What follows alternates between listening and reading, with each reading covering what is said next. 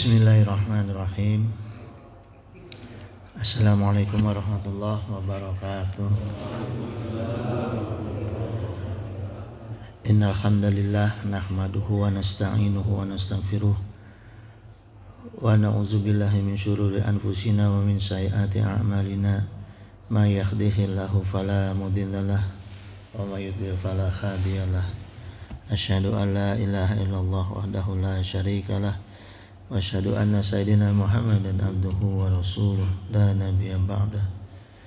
Sallallahu alaihi wasallam wa ala alihi wa sahbihi wa man tabi'ahum bi ihsanin ila yaumil qiyamah. Rabbi shrah li sadri wa yassir li amri wa hlul 'uqdatam min lisani yafqahu qawli. Amma ba'du. Hadratul mukarramin, para sepuh, para alim, para hujat, para asatid, para kiai, para tokoh masyarakat, juga jemaah Masjid Jami Al-Manan, hafizakumullah wa ri'akum. Kajian kita subuh ini masih menyangkut strategi sukses yang hakiki di luar Ramadan, ya. Karena sebetulnya target sukses perubahan manusia itu ada pada perubahan jiwanya. Inti suksesnya itu adalah merubah jiwanya dulu, baru kemudian merubah di luarnya, gitu. Ya. Makanya di Ramadan itu ibadah intinya saum, qiyam, dan Quran. Nah, 3 hal ini yang merubah kejiwaan manusia, gitu. Jadi kalau ada manusia yang sakit jiwa, sebetulnya nggak usah ke psikiater. Kasih 3 ini aja obatnya, ya. Puasa, saum, sholat malam, dan Al-Quran, gitu.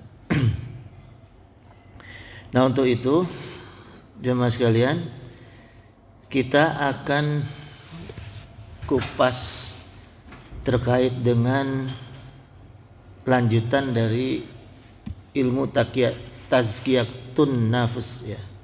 Ilmu membersihkan jiwa, membersihkan hati, gitu. Ya, makasih. Salah satu dalilnya waqalallahu ta'ala, ya, dalam surat Al-Mulk, ini di Al-Quran, allazi khalaqal mauta wal hayat, gitu. Ya.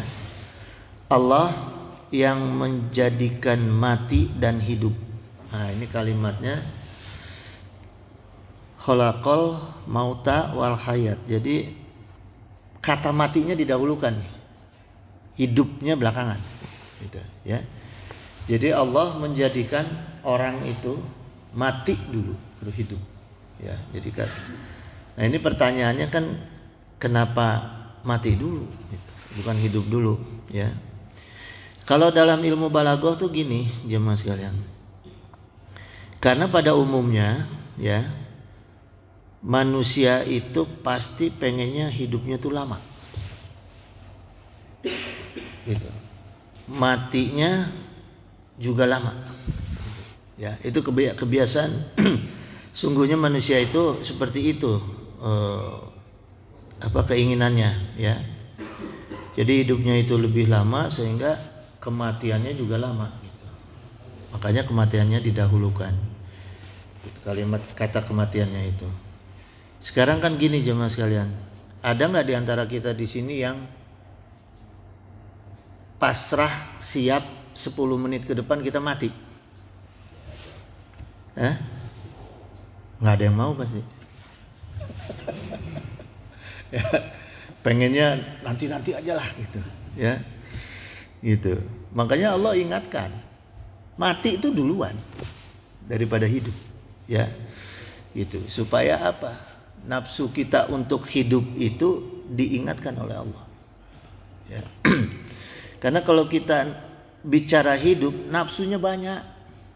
Kalau kita bicara mati, nafsunya hilang, ya. Seperti gini jamaah sekalian, ini ambil contoh, ya, di Palestina.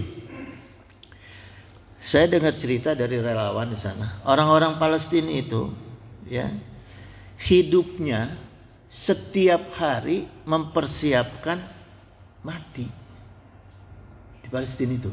Jadi setiap hari mereka menghafal Al-Quran. Persiapan mati karena apa? Karena mereka sudah tahu bahwa enggak semenit, enggak 2 menit, enggak sejam pasti mati. Yang ada di pikiran mereka, yang ada di jiwa mereka seperti itu di Palestina itu, gitu. Enggak ada yang punya cita-cita hidup pengen punya gedung, pengen punya kemewahan dunia, enggak ada gitu. Karena kondisinya seperti itu, ya. Makanya Allah kasih panjang itu peristiwa di Palestina itu. Ya. Makanya satu-satunya daulah Islamiyah yang sesungguhnya di dunia ini adalah Palestina. Ya. Jadi mereka udah siap-siap. Gitu. Terus, kenapa ini pertanyaannya? Allah kok kasih kita panjang umur? Ya. Allah kasih kita itu panjang umur. Liyabluwakum ahsanu amala gitu.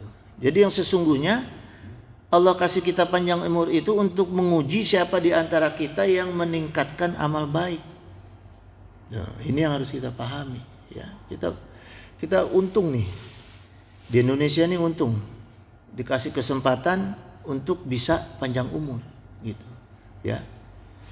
Cuma persoalannya jadi kadang-kadang agak susah ingat mati. Gitu. Nah ini diingatkan, kalau kita yang dikasih kesempatan panjang umur, tujuan Allah itu untuk supaya kita itu meningkatkan amal baik kita, gitu.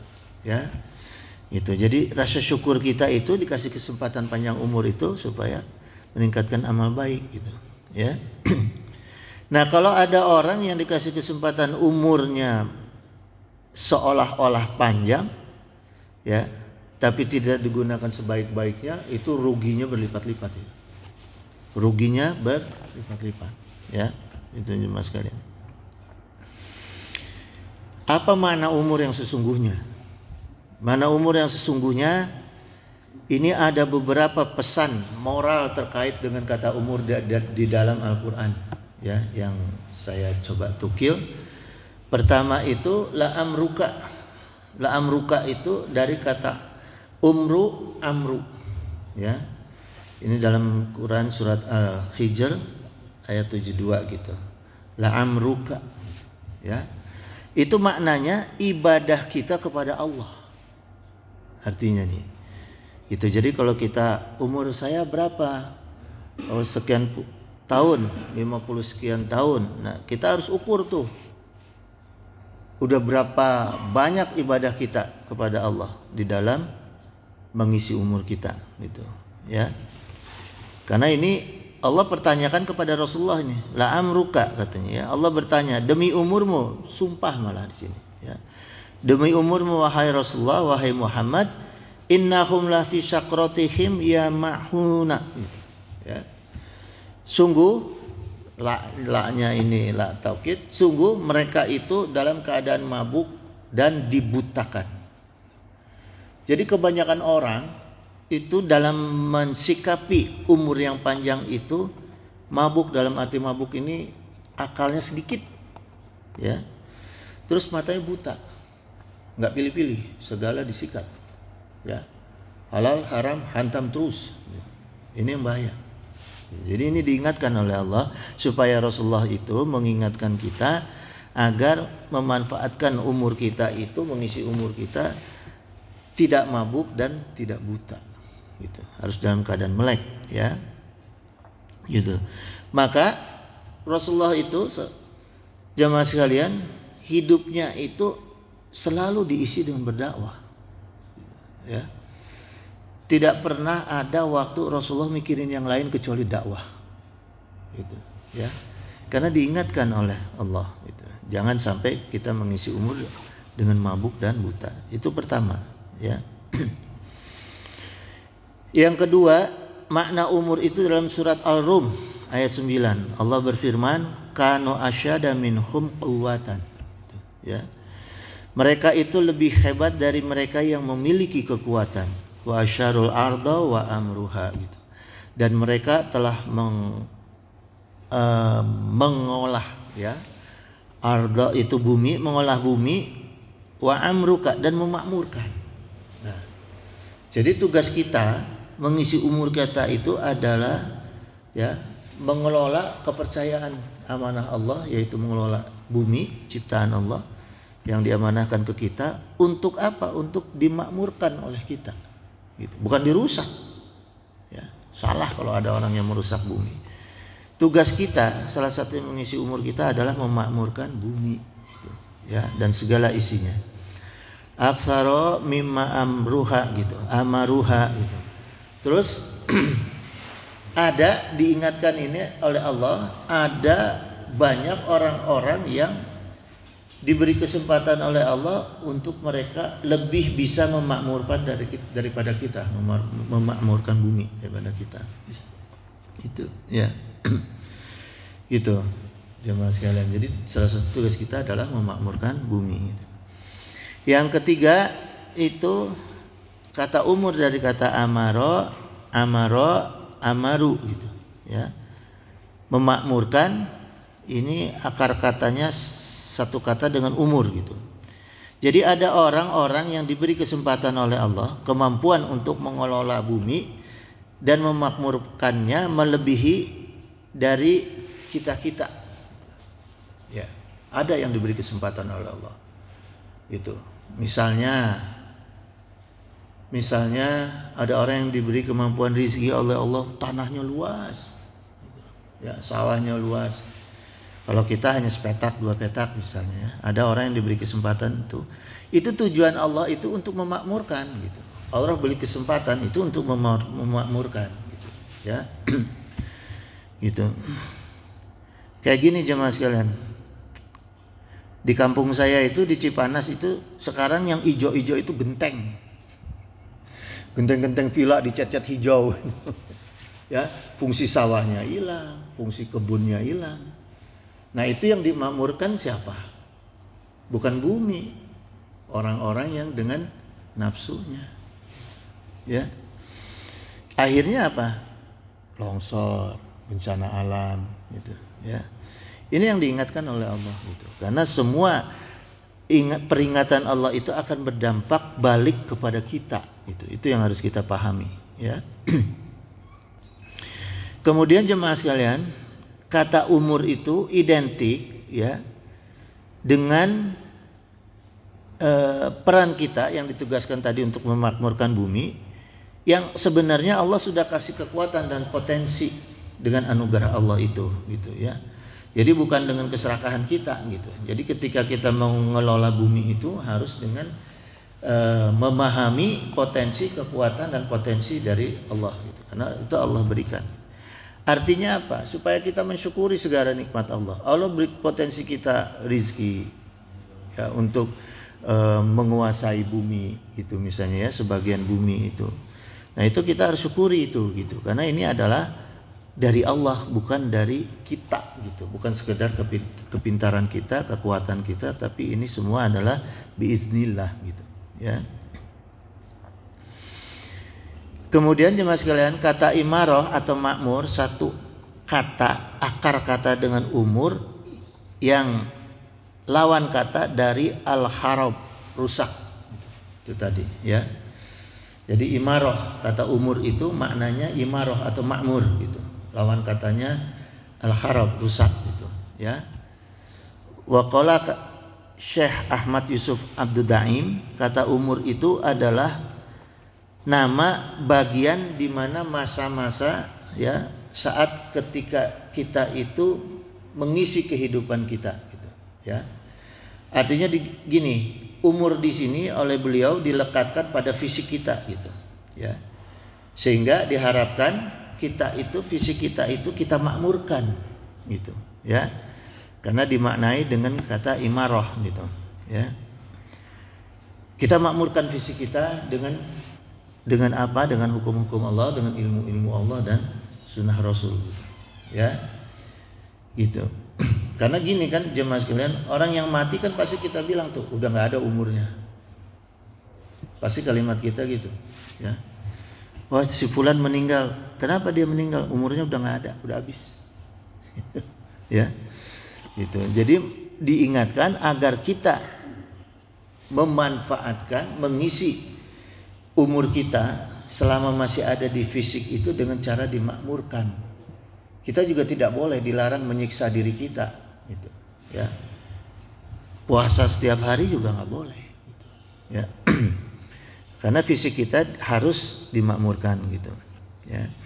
Dalam Quran surat Hud ayat 61, imarah wadifat al-umri, gitu. Jadi bentuk peran dan tugas memakmurkan diri kita itu yaitu memberi manfaat baik kepada diri kita maupun kepada lingkungan di luar diri kita, gitu. Jadi tugas memakmurkan itu adalah memberikan manfaat, ya, manfaat kepada diri dan keluar diri kita, gitu. Wa ansya'akum minal ardi, gitu. Allah yang telah menciptakanmu dari bumi, gitu. Jadi Allah mengingatkan bahwa kita itu diciptakan itu sumbernya dari bumi, dari tanah, ya. Wasta'marakum fiha fastaghfiruhu, gitu. Dan Allah menjadikanmu itu sebagai pemakmurnya. Nah, jadi ditegaskan di sini sama Allah, karena Allah ciptakan kita dari bumi, maka tugas kita terkait juga dengan memakmurkan bumi, gitu. Ya. Bumi dan segala isinya, gitu. Itu jemaah sekalian. Kemudian umur juga diambil dari kata ma'mar. Ma'mar itu, kata ma'mar itu tempat tersimpannya umur. Jadi ma'mar itu kata benda, sifat. Apa kata benda, ya? Tempat itu. Tempat tersimpannya umur, gitu. Ya. Nah, kalau umurnya itu makmur, maka tempatnya juga akan bercahaya. Akan bersemarak, gitu, ya. Jadi ukuran tubuh manusia itu bukan besar kecilnya ukuran fisiknya itu, ya.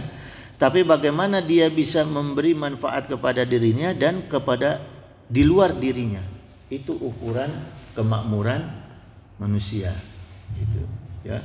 Sekaya apapun manusia, sehebat apapun manusia, kalau dia belum bisa memakmurkan lingkungannya, ya belum hebat, gitu, ya. Jangan diukur tinggi besarnya fisik, kekuatan hartanya, kekuatan ilmunya, bahkan jabatannya, bukan. Gitu. Tapi ukuran manusia kalau menurut Al-Qur'an, ma'mar tadi, tempat umurnya ini bagaimana dia bisa bermanfaat apa enggak? Kemanfaatannya, ya, gitu. Maka gini jemaah sekalian, makna umur yang sesungguhnya kalau saya simpulkan, pertama adalah bagaimana kita menjalankan kehidupan ini dalam ibadah. Karena kita memakmurkan diri kita. Tugas kita memakmurkan diri kita. Sehingga bagaimana kita mengisi kehidupan kita itu dalam ibadah. Itu ke dalam, ya. Kalau keluar, bagaimana kita mengisi pembangunan yang bersifat pembangunan akhlak, pembangunan ibadah, gitu, sarana-sarana ibadah, gitu. Dan itu termasuk dalam kaitan dengan memakmurkan bumi dan seisinya, gitu, ya. Nah, kemudian yang ketiga, kita harus bisa memaksimalkan, ya, kemampuan diri kita itu untuk memberikan manfaat kepada orang lain, gitu, ya. Karena Rasulullah katakan sebaik-baiknya manusia itu adalah anfa'uhum linnas, gitu, yang bisa memberikan manfaat kepada manusia, gitu, ya, pada lingkungan kita sungguhnya, gitu. Kemudian gini jemaah sekalian, ya, mengisi waktu hidup kita di bumi ini, ya. Pertama, ini tadi saya sampaikan, meningkatkan manfaat untuk ke dalam dengan cara meningkatkan ibadah, ya, meningkatkan kebaikan diri kita sesuai ilmu dan harus ikhlas karena Allah, gitu. Jadi semua manfaat yang akan kita implementasikan baik ke dalam diri kita maupun keluar diri kita harus sesuai ilmunya dan harus ikhlas karena Allah, gitu, ya. Jangan ada tujuan-tujuan lain yang sifatnya nanti tergoda oleh setan, gitu, karena setan itu pintar, gitu, ya, gitu. Ada di dalam diri kita itu iza solahat solahal jasadu kullu, ya. Kalau dia baik maka baik semua jasad, ya. Wa iza fasadat fasadal jasadu kullu, jika dia rusak maka rusak seluruh jasad, yaitu ala wahyal qalbu gitu. Nah, ini kuncinya, penggeraknya, ya. Motor umur kita itu, pengisian umur kita itu adalah hati kita. Bagaimana kita bisa mengontrol hati terkait supaya sesuai dengan ilmu dan ikhlas tadi gitu, ya. Ini sebagai kontrol jemaah sekalian gitu. Karena apa? Innama amalu binniyah gitu, ya. Karena ada niat di situ. Ya, niatnya itu ada di hati. Nah, gini jemaah sekalian, kalau ada kata innama, ya, kalau innanya saja taukid sesungguhnya, kalau innama ini sifatnya adatul hasrin, sifat pembatas gitu. Ya, jadi dibatasi perkataannya itu. Ya, innama a'malu, a'malu ini pakai ain, sifatnya jamak. Kalau amal alif tunggal mufrad, ya. Gitu. Innama a'malu binniyah, maka seluruh amal kita yang bersifat jamak tadi itu tergantung dengan niat kita gitu. Jadi dibatasi oleh niat. Kalau tanpa niat maka nggak jadi amalnya itu gitu. Ya, hanya jadi perbuatan gitu. Tapi tidak jadi amal, tidak mengandung timbal balik, ya, tidak mengandung tidak masuk ke dalam hukum Allah gitu. Ya, tidak ada hadiahnya dari Allah. Seperti gini, fawailul lil musallin misalnya, ya. Cilaka orang yang sholat. Kok ada orang sholat kok cilaka gitu. Kadang-kadang kan kita bertanya juga, kenapa Allah katakan cilaka orang yang sholat? Pada orang yang sholat ini orang yang sedang berbuat kebenaran secara pandangan kita, pandangan mata kita. Tapi tetap Allah katakan ada yang cilaka. Gitu. Ya, karena tadi innama amalu binniyah tadi, ya. Itu. Contohnya orang-orang yang sholat, yang ra'un, yang riya, ya. Kemudian sahun, ra'un gitu, ya. Riya gitu. Kemudian gini jemaah sekalian. Terkait dengan ibadah puasa itu tadi sholat, ya. Terkait dengan ibadah puasa juga ada puasa, sifat-sifat puasa yang mubazir gitu, ya. Kamin sha'imin gitu, betapa banyak orang-orang yang puasa, waqala Rasulullah SAW, ini hadis, ya. Laisa lahu min syiyamihi gitu, tapi tidak mendapatkan apa-apa dari puasanya illa jual asa gitu.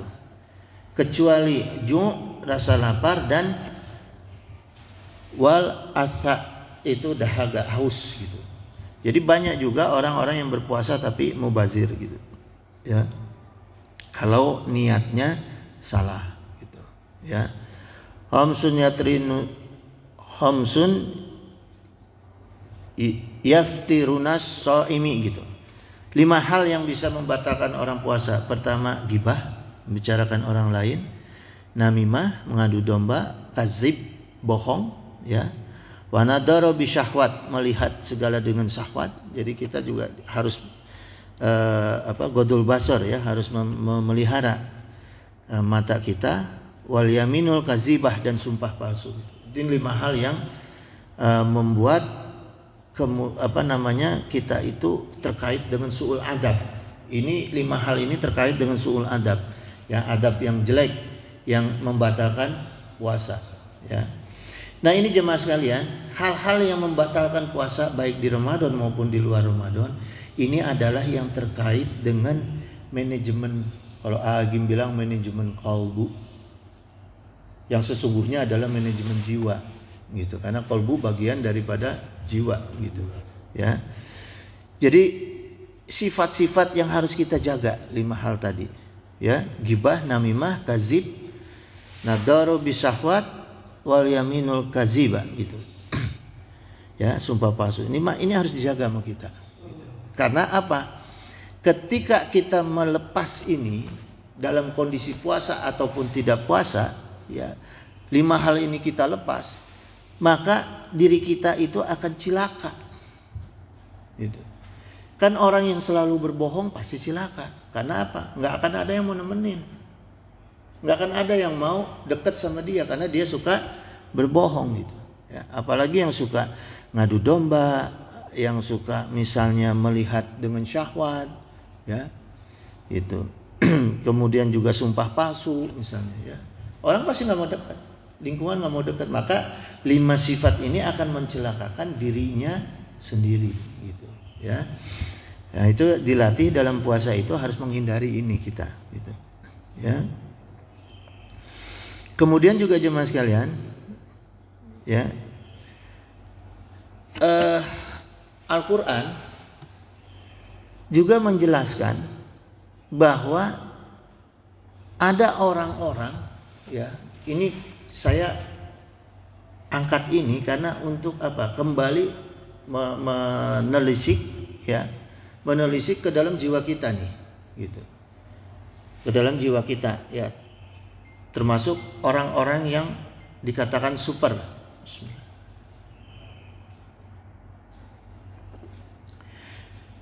Tiga kategori orang yang dikatakan super, jemaah sekalian. Pertama, orang yang ahli Quran.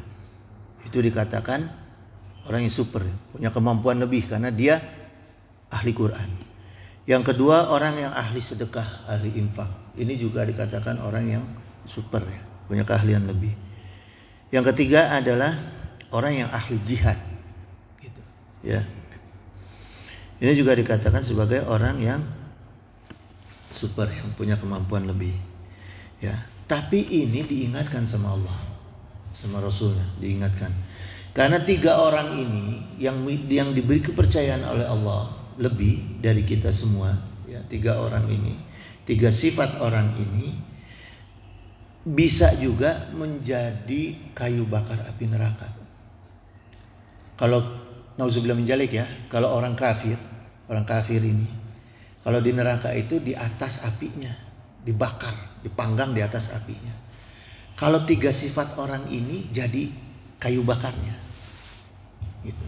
Ahli Quran, ahli sedekah, ahli jihad, gitu. Ini untuk introspeksi diri saya, ya. Artinya jangan kita merasa bangga ketika kita tiba-tiba kita bisa mampu menyampaikan ayat-ayat Al-Quran, ilmu-ilmu agama, terus kita mampu bersedekah dan berjihad. Ini jangan ada kebanggaan di dalam diri kita, karena toh sifat-sifat ini yang bisa menjadi kayu bakar, ya. Lebih parah siksanya daripada kafir, gitu. Kalau orang kafir di atas dipanggang, kalau dia dibakar duluan, gitu, ya. Lebih parah, gitu, ya. Wa qala Nabi sallallahu alaihi wasallam an Abi Hurairah, ya, ini diriwayatkan Abi Hurairah, ya. Diriwayatkan begini. Inna awalan nasa yuqda yaumal qiyamah alaih, gitu. Sungguh orang pertama yang akan diputuskan pada hari kiamat adalah rajulu astushida, gitu. Orang yang mati syahid. Pertama, seseorang yang mati syahid, fa'uti bihi, maka dihadapkan kepada Allah, fa'afara fihi ni'matahu, kemudian ditanyakan kepada Allah tentang nikmat-nikmat Allah yang diberikan kepada dia, ya. Ini yang mati syahid, gitu.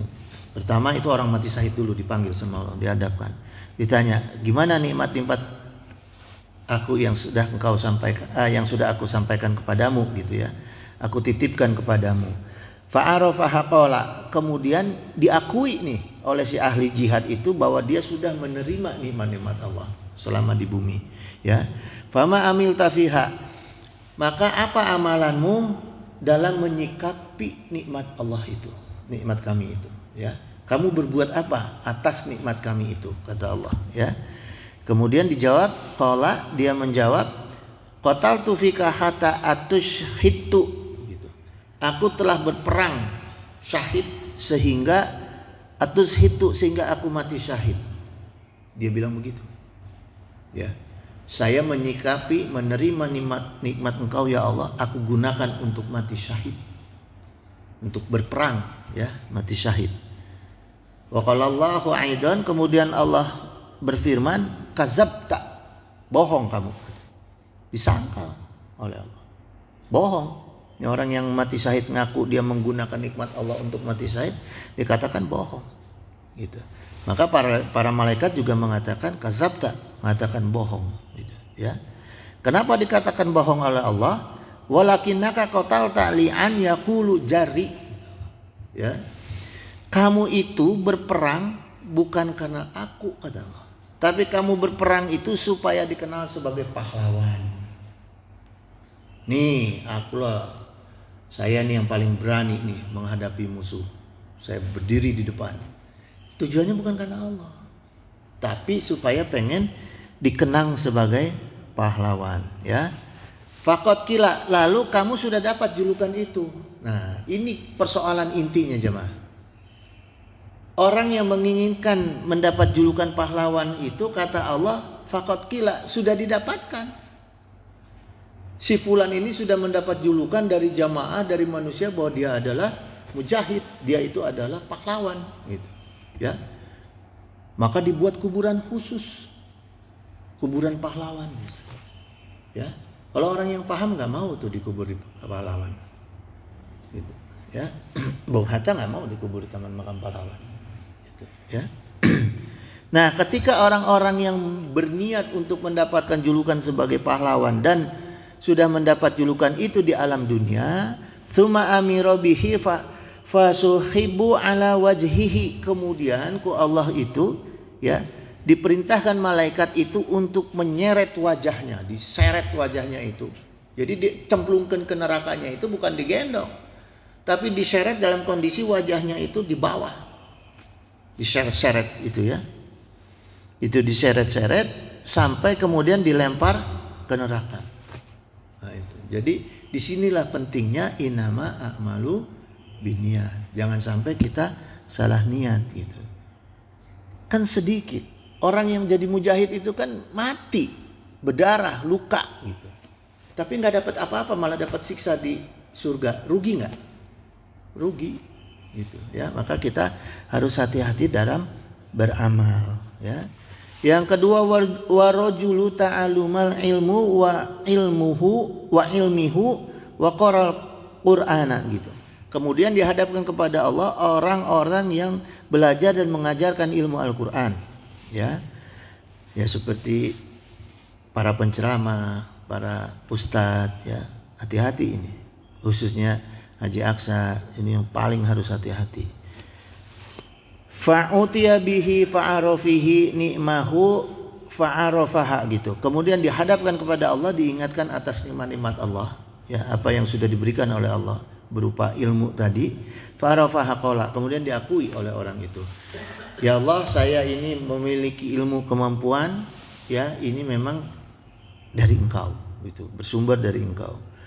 Fama amilta fiha, kemudian apa dari ilmu itu kamu amalkan, ya, dalam bentuk apa nikmat itu, ditanya lagi oleh Allah. Qala ta'alamatal ilma wa alamatuhu wa qara atafikal Quran gitu, ya.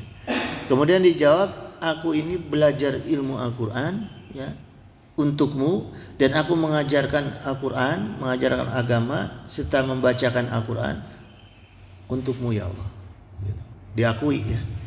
Dia ngakunya ke hadapan Allah gitu, belajar karena Allah, mengajar karena Allah, ya, membaca juga karena Allah. Lagi-lagi ke Allah dijawab kazabta, bohong kamu, ya. Walakina ta'alamatul liyuqala gitu. Kamu belajar ilmu supaya mendapat gelar. Lagi-lagi orang itu tujuannya adalah gelar. Ini yang bahaya jemaah, ya. Ketika orang itu tujuannya gelar, supaya apa gelarnya? Alim. Supaya dikatakan sebagai orang alim, orang berilmu gitu, ya. Wa qaratal Qur'an liyuqala hu qari'u gitu. Dan kamu membaca Al-Quran itu supaya mendapat gelar qari, ya. Nah, faqad qila, dan kamu sudah dapatkan itu semua. Orang-orang yang mendapatkan gelar hebat-hebat, ya, kemudian mendapatkan gelar qari, misalnya si ahli-ahli pembaca Al-Quran. Ini jemaah, ya, saya agak miris, ya. Agak miris tuh gini. MTQ ini kalau bisa Jangan ada iming-iming yang sifatnya merangsang nafsu dunia. Punten-punten ya, umroh misalnya, hadiah mobil, hadiah rumah, hadiah itu kan sifat-sifat dunia tuh ya. Akhirnya orang-orang yang memperbagus bacaan Al-Quran, tujuannya ini bahaya ini. Kasihan gitu. Maksud saya ini kasihan. Coba panitia dirubah lah gitu ya, dirubah. Karena ini menyangkut niat. Kita nggak bisa ukur niat, tapi terlihat. Tidak bisa diukur niat, tapi terlihat gitu ya. Terlihatnya gini, ketika seorang ini diundang untuk membaca Al-Quran tanpa hadiah, bagaimana sikapnya? Dengan ada hadiah, itu kan terlihat dari situ ya. Itu jemaah. Suma amruhu bihi fasuhibu ala wajhihi hatta ulqiya finnar. Nah ini persoalan ya. Kemudian ditarik lagi wajahnya. Dalam keadaan wajahnya itu di bawah, ditarik, diseret, kemudian oleh malaikat itu dilemparkan ke neraka. Nah ini kan ngeri ya, jemaah sekalian, ngeri sekali gitu. Itu jangan ada tujuan, aduh saya pengen dipanggil kiai, saya pengen dipanggil ini, terutama Haji Aksan. Saya mengingatkan diri saya sendiri ini, ya. Kalau haji ya wajar lah, karena emang udah kelihatan gitu ya. Warajulu wa sya'allahu alaihi wa atahu min asnafal mali gitu. Orang yang ketiga yang dihadapkan kepada Allah adalah orang yang diberi keleluasan rizki oleh Allah, diberikan nikmat banyaknya rizki gitu ya, kemudian dia suka bersedekah.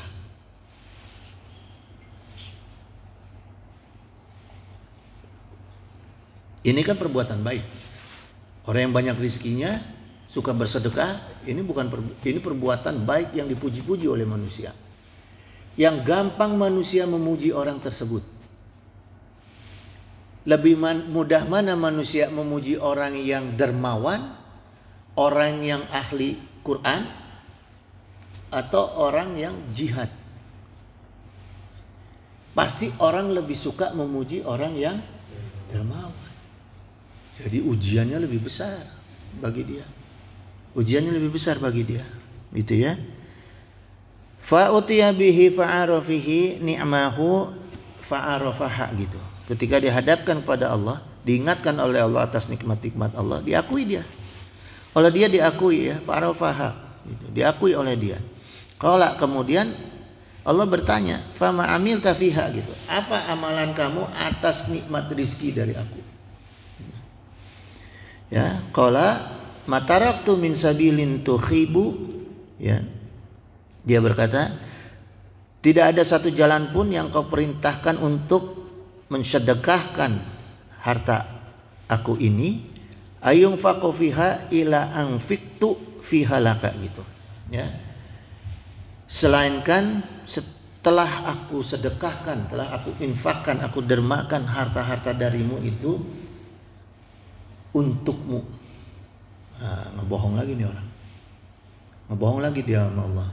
Dia ngebohongnya, dia sedekah, dia infak, dia berderma itu untuk Allah. Ini posisi bohongnya, ya. Niatnya karena Allah. Kemudian dijawab oleh Allah, qala kadzabta. Nah, lagi-lagi Allah katakan kadzabta, bohong kamu gitu, ya. Walakinaka fa'alta liuqala jawad gitu. Ya. Allah mengatakan dusta kamu. Kamu mengatakan itu supaya kamu itu dipanggil liuqala jawad, orang yang dermawan. Gitu, ya, jemaah. Faqad kila, dan kamu sudah dikenal. Udah didapatkan tuh niatnya dia untuk dikatakan sebagai orang dermawan itu udah dapat di dunia ini. Gitu, ya. Contohnya ginilah jemaah, punten-punten nih ya. Punten. Ada orang sekarang banyak di TV. Ada orang misalnya sebentar lagi Lebaran Haji sebentar lagi ya. Kurban sapi 5 diumumkan di TV, spanduknya panjang. Misalnya. Kan sayang. Udah keluar duit banyak, belum lagi bikin spanduk, udah beli sapinya, tambah lagi bikin spanduk, tambah lagi ngundang-undang orang. Kan biaya lebih itu. Ya. Tapi akhirnya kata Allah, amalnya itu semua dikatakan kadzabta. Bohong. Buat apa gitu? Ya. Rugi kita gitu. Maka kemudian oleh Allah diperintahkan lagi malaikat untuk melemparkan orang itu dalam kondisi mukanya terseret ke dalam neraka. Gitu jemaah sekalian. Jadi memang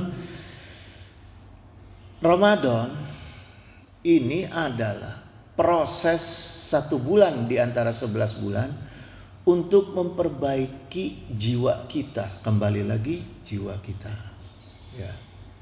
Nah makanya tadi apa yang saya sampaikan, bagaimana kita bisa menjalankan kesuksesan di luar Ramadan ini dengan kondisi jiwa yang sukses. Bukan harus kita banyak puasa sunnah, banyak bersedekah, ya, banyak mengaji, qiyam, siam, Quran di dalam Ramadan. Nah ini kita implementasikan, kita amalkan di luar Ramadan dengan sedemikian banyak. Kita lebih banyakkan daripada di dalam Ramadan. Tapi harus apa caranya? Dalam Ramadan itu tujuan Allah itu membersihkan jiwa kita, membenarkan, meluruskan jiwa kita. Gitu. Lebih banyak lebih baik, tapi ukuran kebaikan dari Allah itu adalah yang paling baik amalnya, bukan yang paling banyak amalnya. Ya, terutama jiwa tadi. Jadi isi kehidupan kita di luar Ramadan ini dengan jiwa kita yang sukses, jiwa kita yang lurus sesuai dengan hukum-hukum Allah, sunnah Rasul dan keikhlasan tadi. Gitu jemaah sekalian, ya. Maka yang lainnya jangan takut. Jangan takut nanti saya nanti nggak bisa sholat malam. Saya nggak bisa baca Quran karena tujuan saya membersihkan jiwa. Itu kebawa dengan sendirinya. Jangan dibalik. Orang yang tujuannya memperbanyak Al-Quran, ya, tujuannya memperbanyak sedekah, kemudian tadi berjihad, ya, tujuan itu justru nanti akan menggiring jiwa kita salah arah, salah niat. Ini yang jadi bahaya. Kasihan, bukan apa-apa, rugi. Si Haji Aksa kalau berbuat seperti itu rugi. Gitu. Ruginya kenapa? Nggak dapat apa-apa, malah dapat siksa dia. Capek-capek kita. Apa yang kita amalkan di dunia salah niat. Innama tadi maka dibatasi oleh Allah. Allah bicara niat dibatasi. Innama pakai kata innama. Ada adatul hasri, dibatasi. Jangan keluar dari niat kamu dalam beribadah. Ya. Gitu jemaah sekalian.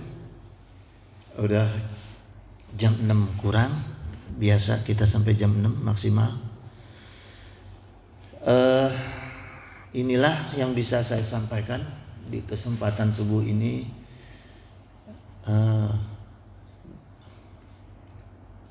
Jemaah sekalian, saya ada permintaan khusus ya. Tolong saya didoakan. Ya. Karena pada kesempatan ngaji pagi ini saya tuh takut banget ya. Takut banget. Karena apa? Saya ini bicara di depan jemaah. Jemaah mendengarkan. Saya dihisab. Saya bicara depan jemaah ini dihisab. Ya, jadi tolong doain saya. Gitu jemaah sekalian ya. Allahumma anta rabbi la ilaha illa anta.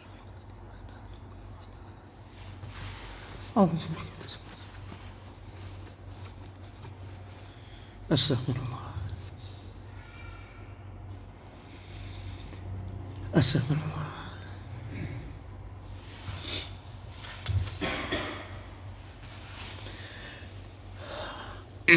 Wallahu waliyut taufiq wasyadat. Innahu sami'un qaribun mujibud da'wah. Wa yaqdi al-hajah subhanaka Allahumma wa bihamdika asyhadu an la ilaha illa anta astaghfiruka. Billahi taufiq wa hidayah. Wassalamualaikum warahmatullahi wabarakatuh.